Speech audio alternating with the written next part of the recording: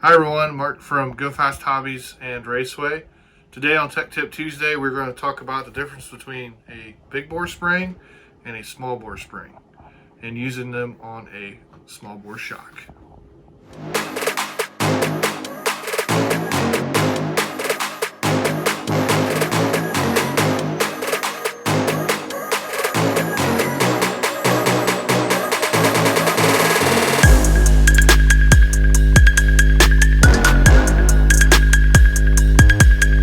Alright, so we're going to look at the springs here, and a lot of people have started using this spring, a big bore spring, on this shock.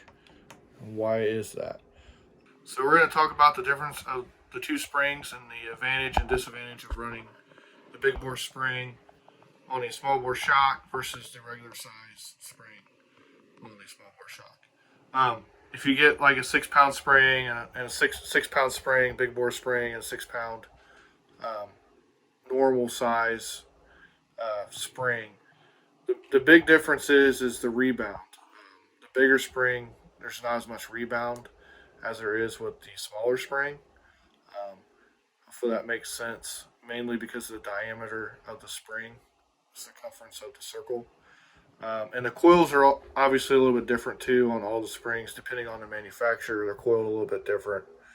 Um, but the easiest way to adapt the GFRP, their big bore spring kits, which are rated, um, these are supposed to be closer spring to spring than these springs because these are powder coated. So the powder coating, depending on how much powder coat they put on the spring, may make the spring, a 7 pound spring feel more like an 8 pound spring, 6 pound spring feel more like feel like a 5 pound spring, depending on the amount of powder coating. These have a different coating on them. They're not powder coated. They just have a coating on them so they don't rust. This actual stainless steel the spring is made out of. So to adapt this spring on a GFRP shock, you can buy a quasi-speed adjuster collar.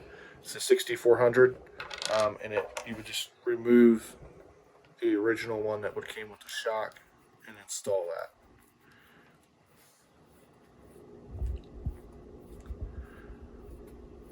Get this thing off here. The nice thing about this adjuster nut is that it will accept both size springs. So you can put the small bore spring on here, which I'm going to do first. We use there.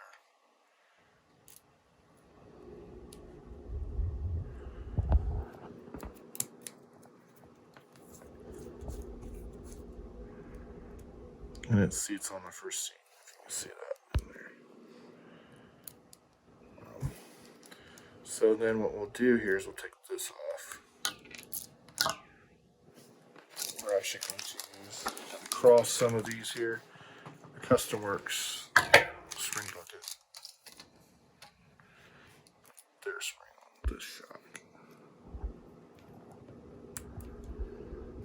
Like so. So it rides on that second groove up there. So Custom Works at this point in time does not make one of these adjuster nuts for their shock. So what you can do is you can buy this Traxxas part, 3768, and you can use this collar on here. You can slip this on the adjuster here. So you can see it goes right on there. Makes the die a little bit bigger. Put this on there. This is obviously not perfect, but it will work. And you can adjust the spring. So you can kind of have the best of both worlds with this. You can pretty easy swap this. You can do this on GFRP shock as well. You can use the original. It fits in there. Oh, dropped it. Fits in there pretty much perfect on that as well. And you can put the spring on there and use there. Top bottom. The only one that Customworks makes is this big bore spring cup, which is kind of like a mid-size. It's comparable to this one, the standard spring bucket that Quasi Speed sells. They do sell a lowered one, which is really nice for the front shocks. and a raised one, which you can use on the rear. About the only application for that, or the actual big bore shocks. Trying to pick the right spring size for the track surface can be kind of difficult. What the rule of thumb I always use is on the small bore shock and using the regular size spring. You want to use that on more of a high bite, like especially foam tire racing. You would not need to use the big bore spring.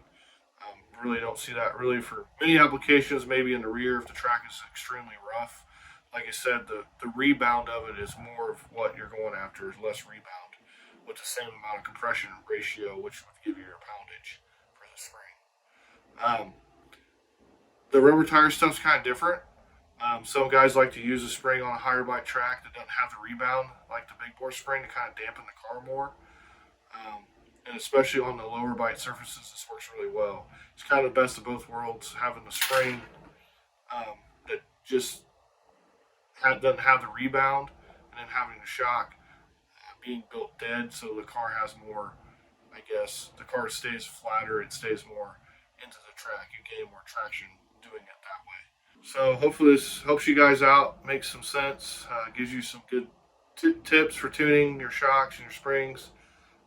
Join us on the next Tech Tip Tuesday where we will build a GFRP shock using the bleeder cap and their standard shock cap. Once again, guys, I want to thank you for tuning in for Tech Tip Tuesday. You can find all these products at gofasthobbies.com and the links down below. I will talk to you later.